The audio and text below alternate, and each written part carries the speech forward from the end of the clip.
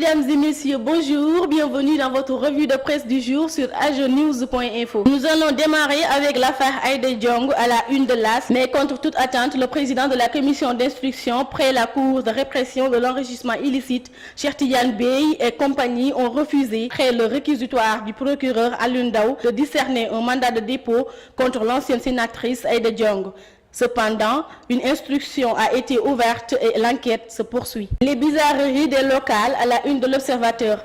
En effet, les élections locales du 29 juin prochain présentent un intérêt particulier pour les états-majors politiques. En atteste le nombre très important de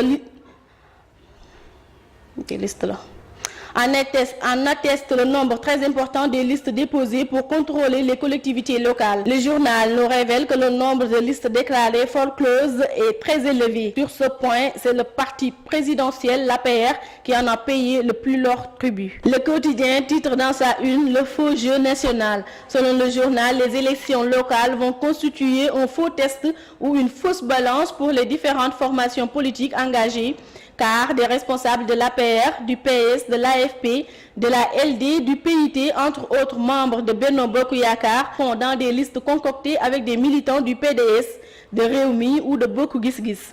En effet, selon le quotidien toujours, au gré des circonstances électorales, on constate des responsables de la majorité politique au pouvoir dans une posture de rupture, nouer des alliances politiques avec des milieux de l'opposition la plus irascible. Hier, c'était la fête du travail. Le président de la République a reçu les cahiers de doléances des centrales syndicales. Dans sa quête de démontrer le contraire de ce qui est déclaré au grand public, le chef de l'État a annoncé l'ouverture prochaine de certaines entreprises fermées avant son arrivée au pouvoir.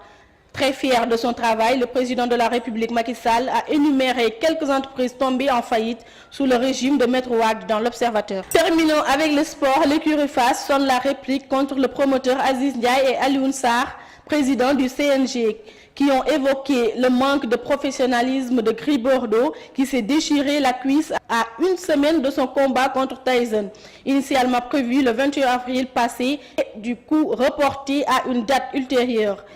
Dans l'Obs, le comité exécutif de l'écurie qui s'est réuni mercredi dernier n'a pas été tendre avec tous ceux qui sont attaqués à Gris Bordeaux. C'était tout pour votre revue de presse du jour. Bonne lecture et à très bientôt.